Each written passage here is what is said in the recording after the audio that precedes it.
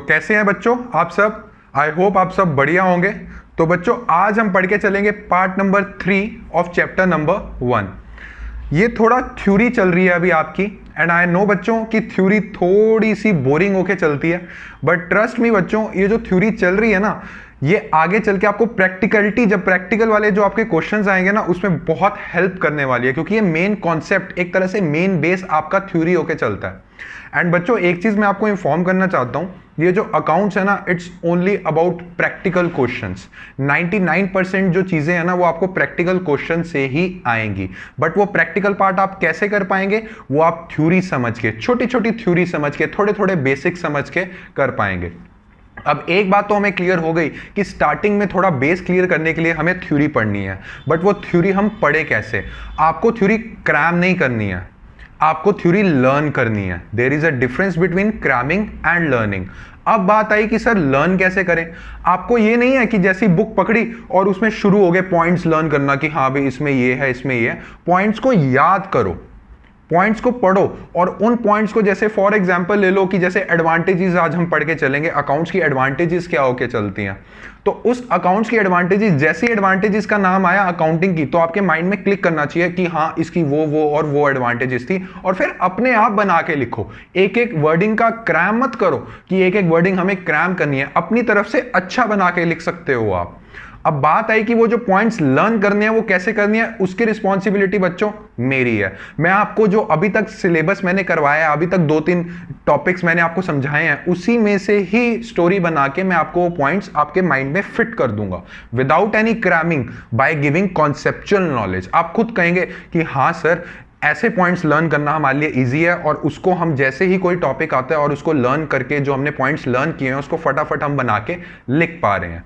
बच्चों थ्योरी थोड़ी बोरिंग होती है, बट इसको एक्साइटिंग बनाने की रिस्पॉन्सिबिलिटी मेरी है, आपको लर्न करवाने की रिस्पॉन्सिबिलिटी मेरी है। इससे पहले वाली वीडियोस में हम ऑलरेडी 2-3 चीजें डिस्कस करके चल चुके हैं, एंड आई बिलीव आप प्रॉपरली मुझे स्टार्टिंग से फॉलो कर रहे हो। एंड बच्चों डू वॉच दैट वीडियो, क्योंकि उसका एक लिंक मैं आपको डिस्क्रिप्शन पे दे दूंगा एंड एक लिंक आपको आई बटन पे बना आ रहा होगा। तो आइए बच्चों शुरू करके चलते हैं आज का थर्ड पार्ट। आज हम पढ़ के चलेंगे एक ऐसा टॉपिक जो एग्जाम्स में पूछा जाता है, और ये टॉपिक बहुत नॉर्मल सा टॉपिक है, ठीक है? इसको रटना नहीं है, इसको समझो, पॉइंट्स दिमाग में बिठाओ और अपने आप बनाओगे फिर आप, ठीक है? आज हम पढ़ के चल रहे हैं कि what are the objectives of accounting. Objectives of accounting, ठीक है?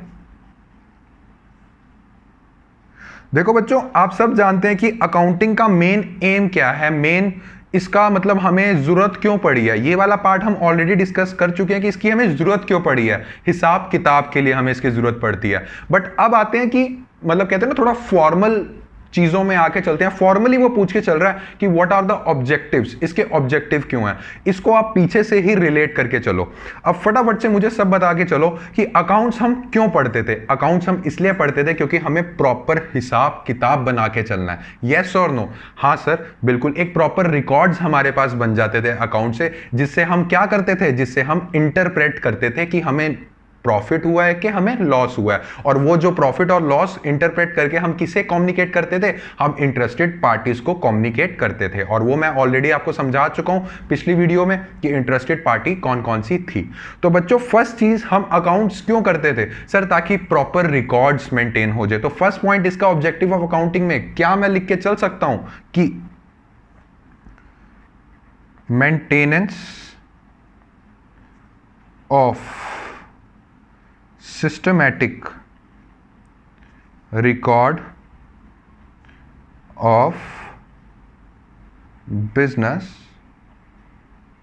transactions, कि प्रॉपर रिकॉर्ड किस चीज की, ट्रांजैक्शंस की। और ट्रांजैक्शन क्या था? ऐसी एक्टिविटीज जो पैसे की टर्म में है, जो हम अकाउंट्स में रिकॉर्ड करके चलते हैं, उसको हम ट्रांजैक्शन बोल के चलते हैं। That means proper record maintain करना, प्रॉपर हिसाब किताब करना, ताकि प्रॉपरली सारी ट्रांजैक्शंस की रजिस्टर पे रिकॉर्डिंग हो जाए। ये हमारा फर्स्ट ऑब्जेक्टिव होके चलता है अकाउंट्स का। सेकंड, जब हमने सारा रिकॉर्ड कर लिया, फिर हम इंटरप्रेट करते थे कि हमें नेट प्रॉफिट हुआ है कि नेट लॉस हुआ है। ये भी मैं आपको पहले से बता के चल पाया हूं। तो क्या सेकंड पॉइंट में लिख के चल सकता हूं calculation of profit and loss.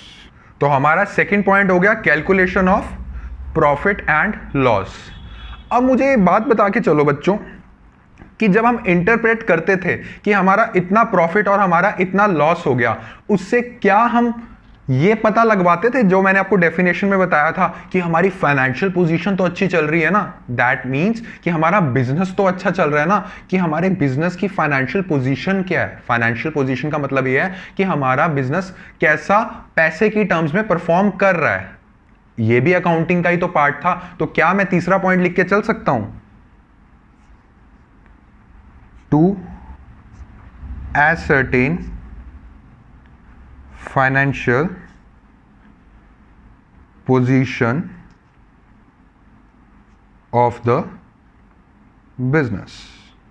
ठीक है, 3 पॉइंट्स बिल्कुल क्लियर। हाँ जी सर बिल्कुल क्लियर। बच्चों अब एक बात मेरे को बता के चलो कि हर बिजनेसमैन ये तो चाहता है कि हमें इंटरप्रेट करना है अपना नेट प्रॉफिट और लॉस, और कभी कभार ना कैश की बड़ी मूवमेंट्स होती हैं बिजनेस में कि हमने कोई सेल किया तो कैश आ गया। मैंने आपको बताया था ना हिसाब किताब किन किन चीज़ों का हम रख के चल सकते हैं कि हमने कुछ सेल करा तो हमारे पास कैश आ गया, कहीं हमने इन्वेस्ट कर रखा है पैसा, किसी कंपनी में पैसा लगा रखा है तब कैश हमारे तरफ से चला गया, किसी को हमने उधार दे रखा है वहां से मुझे कैश आके चलना है। तो कुल मिला के हम सिर्फ ये चाहते हैं कि हमारे हाथों में या फिर हमारे कैश इन हैंड कितना है, या फिर हमारे पास ऐसी चीजें बता के चलो कि हमें एक तरह से लिक्विडिटी पोजीशन पता लग जाए बिजनेस की। अब बहुत से बच्चे बोलेंगे सर लिक्विडिटी पोजीशन का मतलब क्या होकर चलता है। लिक्विडिटी एक ऐसा वर्ड है, इसका मतलब ये होकर चलता है कितनी जल्दी आप एक चीज कन्वर्ट कर सकते हैं कैश में, उसको हम बोलते हैं कि आपकी लिक्विडिटी कितनी है। सीधा सीधा इसको ऊपर से ये समझ के चलो कि लिक्विडिटी पोजीशन मेरे लिए जानना इसलिए इंपॉर्टेंट है क्योंकि मेरा कैश कई जगह फंसा हुआ है और कई जगह से आना है और कई जगह मैंने देना है। तो कुल मिला के मेरा मन तो ये करेगा ना साल में कि एक बार मेरी लिक्विडिटी पोजीशन मुझे पता लग जाए। तो अकाउंटिंग उसको भी सर्व करके चलता है। आपने मेरी पिछली वीडियो में देखा होगा कि मैंने कैश फ्लो स्टेटमेंट वाला एक आपको टॉपिक करवाया था। उस कैश फ्लो स्टेटमेंट का मतलब पता है क्या था? उस कैश फ्लो स्टेटमेंट का मतलब ये था कि मुझे एक तरह से ये पता लग जाए कि कैश में कितना पैसा बाहर जा रहा है और कितना पैसा अंदर आ रहा है और कुल मिला के मेरे पास कैश कितना बच रहा है। मान लीजिए मेरा 40,000 रुपया कैश था ओपनिंग ऑफ द ईयर में, दैट मींस 1 जनवरी, मान लो 1 जनवरी 2020 में मेरे पास 40,000 रुपये कैश था और 31 दिसंबर 2020 को ठीक 1 साल के बाद मेरे पास 60,000 का कैश आ गया। तो मेरे पास साल में कितना कैश आया? 20,000 रुपया। मतलब कुछ कैश गया होगा कुछ आया होगा, राउंड ऑफ करके मेरे पास 20,000 रुपया कैश पूरे साल में आया है। इसको हम बोल के चलते हैं लिक्विडिटी पोजीशन, कि मेरे पास कितना कैश को, इतनी सारी चीजें उसमें कितनी फटाफट से मुझे कैश रिकवर होके चल सकता है। तो मैं ये जानना चाहूंगा कि नहीं जानना चाहूंगा, और ये कैसे जानना चाहूंगा? Through cash flow statement. अभी नए बच्चों के लिए कैश फ्लो स्टेटमेंट थोड़ा डिफिकल्ट होगा, बट इसको सिर्फ ये समझ के चलिए कि जो अकाउंटिंग होके चलती है ना, इसमें हम लिक्विडिटी पोजीशन भी हमें बता के चलता है। तो मैं क्या लिख के चल सकता हूं कि to know the liquidity position of the company. ठीक है ना। और ये कैसे पता लगेगा? Through cash flow statement. और कैश फ्लो स्टेटमेंट अकाउंटिंग का ही पार्ट होके चलता है। अभी कैश फ्लो स्टेटमेंट से डरना नहीं है कि सर आपने समझाया नहीं, ये बता क्यों रहे हो मैं कैश फ्लो स्टेटमेंट। बस इतना बता के चलो, इतना समझ के चलो कि जो अकाउंटिंग होता है ये हमें कैश का कितना गया, कैश कितना आया, ये भी बता के चलता है। हिसाब किताब है बच्चों, बता के चलता है। तो आप इसको ऑब्जेक्टिव में लिख के चल सकते हैं। अब 5वीं चीज, हम जब आप सारा जो अपना ब्रेन है ना वो प्रोसेस पे रखो, जो मैंने आपको फर्स्ट वीडियो में अकाउंटिंग प्रोसेस बताया हुआ है। अब आप एक बात मेरे को बता के चलो, जब हम इंटरप्रेट करते हैं प्रॉफिट एंड लॉस, उसके बाद क्या होता था सर? उसके बाद ना हम वो करते थे, कम्युनिकेट कर देते थे रिजल्ट्स। बच्चों बात बिल्कुल आपकी सही है, उसके बाद हम कम्युनिकेट कर देते थे रिजल्ट्स। बट आप थोड़ा गवर्नमेंट के पॉइंट ऑफ व्यू से सोचो। अरे हाँ सर, जब प्रॉफिट आता है ना हम उस पर कॉर्पोरेट टैक्स देते हैं, हम टैक्स देते हैं उस पर। इसका मतलब अकाउंटिंग की हेल्प से हमने इंटरप्रेट कर लिया कि कितना हमारा प्रॉफिट एंड लॉस हुआ है, उसी की वजह से हम प्रॉफिट पे जो टैक्स दे रहे हैं वो किसकी वजह से दे पा रहे हैं? अकाउंटिंग की वजह से ही ना, अकाउंटिंग में हमने profit and loss account prepare किया, sorry profit and loss account भूल जाओ, अकाउंटिंग में हमने प्रॉफिट निकाला, उस प्रॉफिट के बेसिस पे ही हम टैक्स दे पा रहे हैं ना। तो क्या मैं बोल के चल सकता हूं कि अकाउंटिंग हमें टैक्स देने में भी हेल्प करती है, टैक्स की कैलकुलेशन में भी हेल्प करती है जी। तो आप 5th पॉइंट लिख के चलेंगे, टू फाइल टैक्स रिटर्न। इसको ऐसे भी लिख सकते हो, टू पे टैक्सेस, ठीक है ना, टैक्सेस की कैलकुलेशन में हेल्प करती है, तभी तो टैक्स हम दे पाएंगे। और लास्ट पॉइंट बच्चों, जो हमारा लास्ट पॉइंट होके चलता है ऑब्जेक्टिव्स ऑफ अकाउंटिंग का, और प्रोसेस का भी वो लास्ट पॉइंट है कि ये हेल्प करके चलता है अकाउंटिंग रिजल्ट्स को कम्युनिकेट करने में। जो हमारे एम्प्लॉयज़ हैं, जो हमारी मैनेजमेंट है, जो हमारा क्रेडिटर्स है, जिसने हमें पैसे देने हैं, उन सबको ये एक तरह से रिजल्ट्स कम्युनिकेट करके चलता है अकाउंटिंग। तो लास्ट पॉइंट आप लिख लो, कम्युनिकेटिंग अकाउंटिंग इंफॉर्मेशन, ठीक है। तो ये आपके 6 पॉइंट हैं। फर्स्ट पॉइंट मेंटेन करने records, second point profit and loss की calculation, third point financial position बताना, fourth point cash flow statement से लिक्विडिटी, कितना कैश गया कितना आया वो सारा भी हमें पता करना होता है वो अकाउंटिंग की हेल्प से, फिफ्थ पॉइंट टैक्स पे करने में, और 6 पॉइंट कम्युनिकेट करता है अकाउंटिंग इंफॉर्मेशन। मुझे पूरा बिलीव है बच्चों, जितना सिंपली मैं आपको ऑब्जेक्टिव समझा सकता था मैंने समझा दिया। तो अब हम नेक्स्ट टॉपिक पढ़ के चलते हैं। और जो नेक्स्ट टॉपिक है ना, ये नॉर्मल पॉइंट्स हैं जो आप ऑलरेडी पढ़ चुके हो, बट बच्चों टॉपिक है, पढ़ लेते हैं, क्या पता एग्जाम में आ ही जाए। और ये ऑब्जेक्टिव्स ही हैं एक तरह से। ऑब्जेक्टिव का मतलब क्या होता है कि मेन एम, और वो जो एम अच्छे पर्पस के लिए सर्व करते हैं वो हमारे क्या बन जाते हैं, वो हमारे एडवांटेजेस बन जाते हैं। तो अब हम नेक्स्ट टॉपिक पढ़ते हैं एडवांटेजेस, जिसके ज्यादातर पॉइंट्स हमारे ऑब्जेक्टिव के ही होंगे जो आप पहले पढ़ चुके हो, ठीक है। तो नेक्स्ट पॉइंट आओ, एडवांटेजेस ऑफ अकाउंटिंग, ठीक है। ये आपको क्वेश्चन ऐसे भी पूछा जा सकता है कि एडवांटेजेस या फिर यूजेस, ठीक है। तो फर्स्ट इसमें क्या मैं लिख सकता हूं, ये हम ऑलरेडी पढ़ चुके हैं, प्रोवाइड्स सिस्टमैटिक रिकॉर्ड, है ना। हिसाब किताब बनाते थे तो सिस्टमैटिक रिकॉर्ड आते थे हमारे पास, हाँ जी सर। तो सेकंड मैं लिख सकता हूं, हम इंटरप्रेट क्या करते थे, प्रॉफिट एंड लॉस। तो सेकंड मैं लिख सकता हूं इंफॉर्मेशन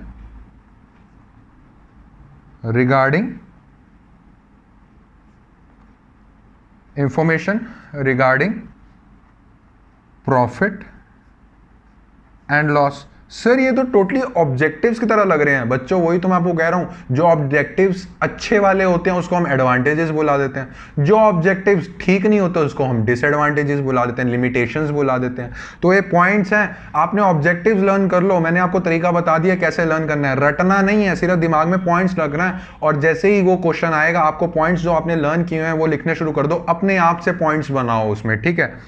और थर्ड इसमें क्या आगे चलता है, जब हम इंटरप्रेट कर लेते थे कि हमें प्रॉफिट हुआ है कि लॉस हुआ है, उससे हम क्या पता करते थे कि फाइनेंशियल पोजीशन कैसे चल रही है। तो इसकी एडवांटेज है ना अकाउंटिंग से, अगर हमें फाइनेंशियल इंफॉर्मेशन पता लग रही है, फाइनेंशियल पोजीशन पता लग रही है, तो हमारे लिए तो भाई एडवांटेज ही है। तो हम लिख सकते हैं इंफॉर्मेशन रिगार्डिंग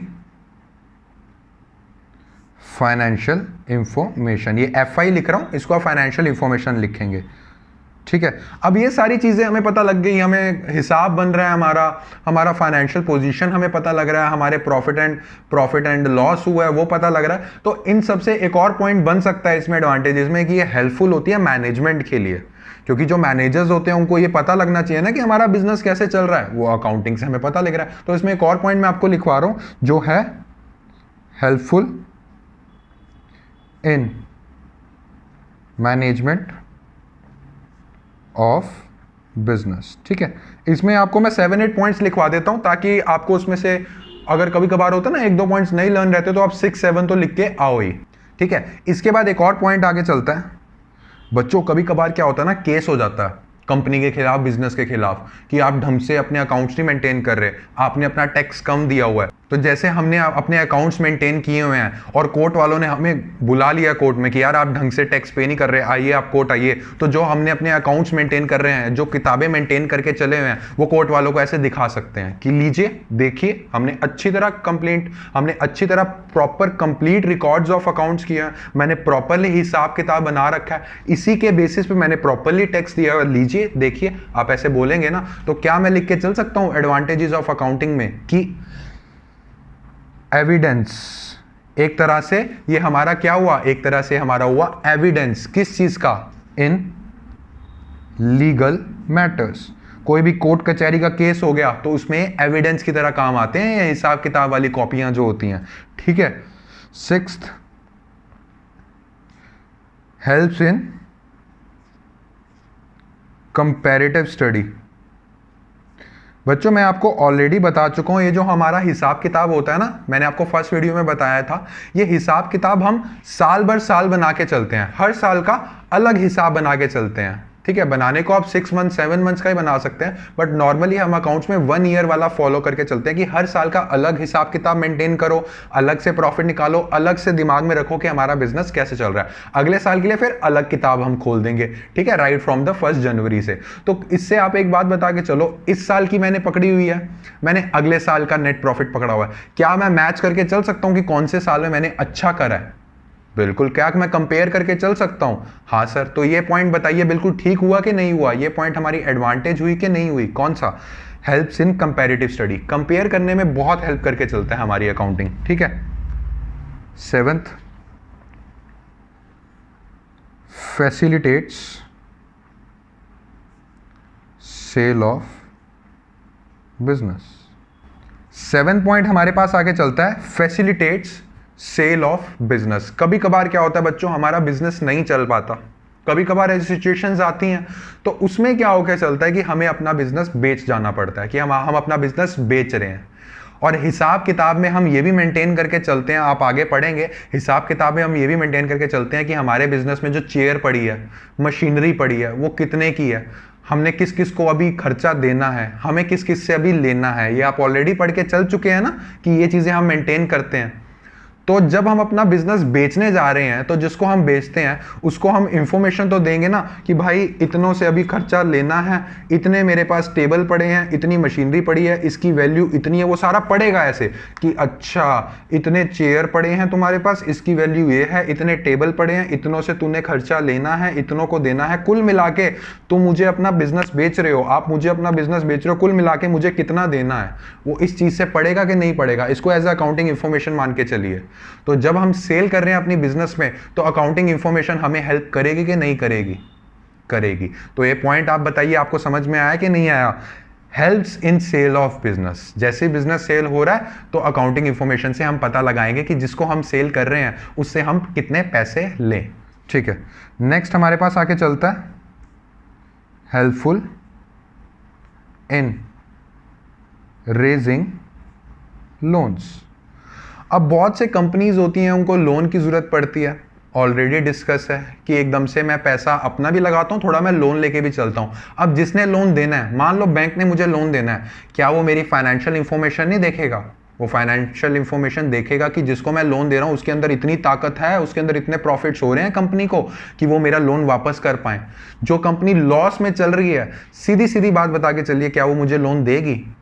नहीं देगी। वो मेरी अकाउंटिंग इंफॉर्मेशन देखेगी और इसमें देखेगी कि कंपनी की फाइनेंशियल इंफॉर्मेशन, फाइनेंशियल पोजीशन कैसे है, कंपनी में ठहराव कितना है, कंपनी में स्टेबिलिटी कितनी है, कंपनी में प्रॉफिट्स कितने हैं, वो ये सब कुछ देखेगी। उसके बाद मुझे लोन देके चलेगी। इसका मतलब जब मुझे लोन चाहिए तब मेरे पास जो मैं हिसाब किताब मेंटेन करके चल रहा हूँ, तब मेरे पास जो मैं प्रॉफिट एंड लॉस इंटरप्रेट करके चल रहा हूँ, वो मुझे पूछ के चलना पड़ेगा, वो मुझे दिखा के चलना पड़ेगा जिससे मैं लोन ले रहा हूँ। ये वाला पॉइंट मैंने पार्टीज इंटरेस्टेड में भी मेंशन किया था कि जो मुझे पैसा दे रहा है, चाहे वो क्रेडिटर्स हो, चाहे वो मुझे मेरे बैंक हो, वो मेरी इंफॉर्मेशन ज़रूर देख के चलेंगे। तो एडवांटेज एक ये भी होके चलती है कि हेल्पफुल इन रेजिंग लोन्स।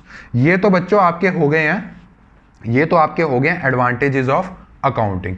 अब थोड़े बहुत हम डिसएडवांटेजेस भी पढ़ के चलते हैं। मेरे को पूरी बिलीव है कि आपको ये दिमाग में बैठ गया है, ठीक। एग्जाम्पल के साथ पढ़ो, रटना नहीं है, एग्जाम्पल के साथ पढ़ो और उसको सीधा लिखो, ठीक है। अब हम नेक्स्ट पढ़ते हैं डिसएडवांटेजेस, जिसको हम लिमिटेशंस भी बोलते हैं। डिसएडवांटेजेस जिसको लिमिटेशंस भी बोलते हैं। आई नो बच्चों थोड़ी सी थ्योरी बोरिंग हो रही है, बट आई एम ट्राइंग कि आपको एग्जाम्पल्स के साथ समझाऊं ताकि पॉइंट्स दिमाग में बैठ जाएं। ठीक है, मैंने आपसे सबसे बड़ी डिसएडवांटेज जो आपने भी मानी होगी कि सर ये डिसएडवांटेज है, मैंने आपसे ये डिस्कस करके चला था कि अकाउंटिंग में हम हमेशा ट्रांजैक्शन लेते हैं और मॉनेटरी टर्म्स में लेते हैं। फैक्ट्री का मालिक बहुत दुखी है, क्या इसको आप रिकॉर्ड करके चल सकते हैं? फैक्ट्री का मालिक बहुत दुखी है क्योंकि उसको लॉस हो गया है 40,000 रुपीज का। अब रिकॉर्ड कर सकते हैं, क्यों? क्योंकि इसमें मॉनेटरी टर्म्स आ गए, इसमें पैसा आ गया, और अकाउंट्स में हम हमेशा पैसा रिकॉर्ड करते हैं। बट बच्चों फैक्ट्री का मालिक बहुत दुखी है, फैक्ट्री का ऑनर बहुत सैड है, क्या ये इंपॉर्टेंट पॉइंट है कि नहीं है? क्यों दुखी है पता करो, कहां कमी आ रही है, कहां उसको प्रॉब्लम आ रही है फैक्ट्री चलाने में, क्या ये इंपॉर्टेंट वाला पॉइंट नहीं है? और ये पॉइंट हम अकाउंट्स में नहीं देखते हैं, क्योंकि हम अकाउंट्स में सिर्फ पैसे की बात करते हैं, उसके पीछे का रीजन नहीं देखते हैं। तो बच्चों ये बहुत बड़ी डिसएडवांटेज है अकाउंट्स की। हम पढ़ रहे हैं नो डाउट, बट ये चीज कहीं ना कहीं अकाउंट्स गलत करता है, क्योंकि उसमें फीलिंग्स इमोशंस नहीं रिकॉर्ड करते। दैट मीन्स क्वांटिटी रिकॉर्ड करता है, पैसे की क्वांटिटी रिकॉर्ड करता है, बट जो क्वालिटेटिव चीजें हैं, जो इमोशंस हैं, वो रिकॉर्ड नहीं करता अकाउंट। तो इसकी फर्स्ट लिमिटेशन होगी ओमिशन ऑफ क्वालिटेटिव, क्वांटिटेटिव नहीं, क्वालिटेटिव इंफॉर्मेशन। ठीक है, ये चीज करके चलता है। अब आते हैं सेकंड पॉइंट।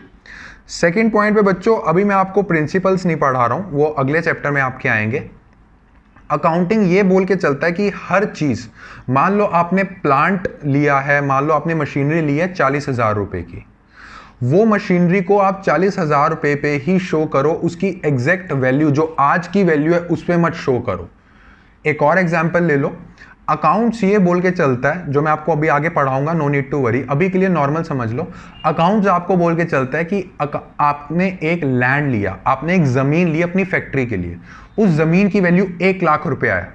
ठीक है, अब बच्चों आप जानते हैं जब हम जमीन लेते हैं, जब हम प्लॉट लेते हैं, ठीक है, अपनी फैक्ट्री सेटअप करने के लिए, उस जमीन की वैल्यू बढ़ती है। नॉर्मल केसेस की बात कर रहा हूं, बढ़ती है। बट अकाउंट कहता है आपने वो नहीं दिखाना है, आपने वो नहीं दिखाना है, आपने जिस प्राइस पे आपने जमीन ली है ना, जिस पैसे पे आपने जमीन ली है, उसी पैसे पे शो करो। आपने जिस पैसे पे जमीन ली है, जिस हिस्टोरिकल कॉस्ट पे जमीन ली है, उसी पे ही शो करो।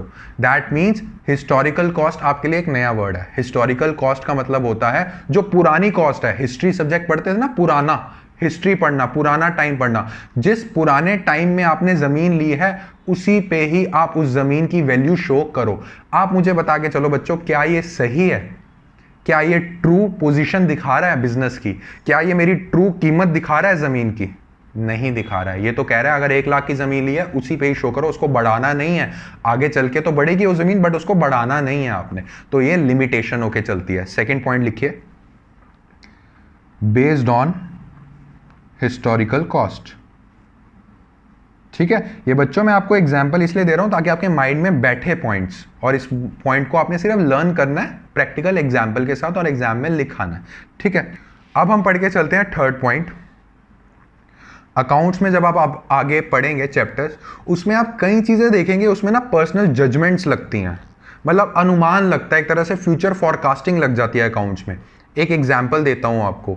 आपने, जिन्होंने मेरे से पहले से जुड़े हुए हैं, जो बच्चे मेरे साथ, उनको पता है मैंने एक डेप्रिसिएशन वाला टॉपिक समझाया था आपको। उस डेप्रिसिएशन वाले टॉपिक में मैंने आपको क्या समझाया था? डेप्रिसिएशन का मतलब होता है मशीनरी की वैल्यू या फिर किसी चीज की वैल्यू हर साल आप थोड़ा थोड़ा करके घटाते रहो, है ना। वो एक तरह से अनुमान के बेसिस पे होके चलता है। हम करके चलेंगे आगे, हम पढ़ेंगे जो स्टॉक हम सेल करते हैं, उस स्टॉक की जो वैल्यू है वो अनुमान के बेसिस पे निकालते हैं। तो अभी के लिए ये समझो कि अकाउंट्स में कुछ चीजें ऐसे होके चलती है जो हमारी पर्सनल जजमेंट के बेसिस पे चलती हैं, जो कि टोटली रॉन्ग है। हम अपनी पर्सनल जजमेंट नहीं लगा सकते अकाउंट्स में, तो ये एक डिसएडवांटेज है। अभी इस पॉइंट में ज्यादा घुसो मत, मैंने सिर्फ आपको एक ओवरव्यू दिया है इस पॉइंट का, ठीक है। तो इसमें है इन्फ्लुएंस्ड बाय पर्सनल जजमेंट, ठीक है, ये भी एक डिसएडवांटेज है। अब हम चौथा पॉइंट पढ़ के चलते हैं। आप जानते हैं मैंने अकाउंटिंग प्रोसेस में आपको मैंने बताया था कि हम इंटरप्रेट करते हैं कि प्रॉफिट एंड लॉस इतना हमारा रहा और आगे हमारी फाइनेंशियल पोजीशन क्या रहेगी। बच्चों आपने एक मुझे बात बता के चलो, आपने एक कहावत पढ़ी होगी, एक कोटेशन पढ़ी होगी, कोट पढ़ा होगा एक आपने कि फ्यूचर इज अनसर्टेन, कि हमारा जो फ्यूचर है वो टोटली अनसर्टेन है। हमें नहीं पता बच्चों क्या हो जाए आगे, क्योंकि हमारी लाइफ में डे बाय डे बहुत चेंजेस आ रहे हैं। तो क्या मैं बोल के चल सकता हूं जो मैंने दावे से आपको बोला था कि फाइनेंशियल पोजीशन हमारी आगे वाली जो फ्यूचर में होने वाली है वो बता के चल सकती है? नहीं चल सकती। वो तो पॉइंट था, ठीक है, हमने पॉइंट पढ़ना है, एक तरह से वो हम पढ़ रहे हैं, बट अकाउंट्स हमारी फाइनेंशियल पोजीशन बताती है, नो डाउट। बट बच्चों अगर फ्यूचर में कुछ ऐसी घटना हो गई तो हमारा जितना भी हमने फॉरकास्ट किया, जितना भी हमने सोचा अपने फ्यूचर के बारे में, वो सब खत्म हो जाता है। वो सारी जो वर्किंग्स की है हमने वो सब खत्म हो जाती है। तो इसकी ये एक लिमिटेशन होके चलती है, अनसुटेबल फॉर फॉरकास्टिंग, ठीक है ना, अनसुटेबल फॉर फ्यूचर फॉरकास्टिंग। और मैंने आपको फिफ्थ पॉइंट ये ऑलरेडी एक्सप्लेन करा हुआ है कि जैसे क्वालिटेटिव इंफॉर्मेशन होती है कि फैक्ट्री का ओनर बहुत सैड है, फैक्ट्री के जो वर्कर्स हैं बहुत ज़्यादा नाराज़ हैं, इसकी रिकॉर्डिंग नहीं करते हैं। दैट मीन्स पूरी चीज़ें रिकॉर्ड नहीं हो रही हैं बच्चों अकाउंट्स में। अगर हर चीज़ का एडवांटेज है तो थोड़ा बहुत उसका डिसएडवांटेज भी है। तो one of the disadvantage of accounting is ये है कि ये फुल डिस्क्लोजर नहीं करते इंफॉर्मेशन का, जिसकी वजह से थोड़ी सी साइकिल खराब होती है। मैं ये नहीं कहूँगा अकाउंट्स की सारी साइकिल खराब हो जाती है, थोड़ी सी खराब हो जाती है इससे, क्योंकि इसमें फुल चीज़ें डिस्क्लोज नहीं कर रहे। बट बच्चों इसमें इनकी भी गलती नहीं है, क्योंकि अकाउंट्स का मतलब होके चलता है पैसे का हिसाब किताब। हम इसके अलावा और किसी चीज़ का हिसाब किताब नहीं करते हैं अकाउंट्स में। तो इसकी पांचवी इंफॉर्मेशन है इनकम्प्लीट इंफॉर्मेशन। बच्चों मुझे पूरा बिलीव है कि आपको एडवांटेजेस प्लस डिसएडवांटेजेस, ठीक है, आपको अच्छे से क्लियर हो गया। आपका चैप्टर नंबर 1 यहीं तक है, इसमें आपकी थ्योरी कंप्लीट होगी। अगर आपको कोई भी डाउट है ज़रूर कमेंट सेक्शन में कमेंट करके पूछिएगा, और ये जितना हो सके इस वीडियो को शेयर करो, मेरे चैनल को शेयर करो, ताकि बच्चे स्टार्टिंग से जुड़ जाएंगे, बहुत अच्छा रहेगा। एंड आई प्रॉमिस कि कोई भी कॉन्सेप्ट आपको मगिंग अप क्रैमिंग अप करके नहीं समझाऊंगा, जो भी होगी स्ट्रेट लर्निंग होगी विद प्रैक्टिकल एग्जाम्पल के साथ। तो चलिए बच्चों अब मिलेंगे नेक्स्ट वीडियो में, जो हम कंटिन्यू करेंगे। चैप्टर नंबर 2 शुरुआत होने वाला है, बहुत ज़्यादा इंपॉर्टेंट चैप्टर है, और मेरा प्रॉमिस है वो भी आपको कॉन्सेप्चुअली पढ़ा के चलूंगा। तो चलिए बच्चों मिलते हैं अगली वीडियो में। Thank you.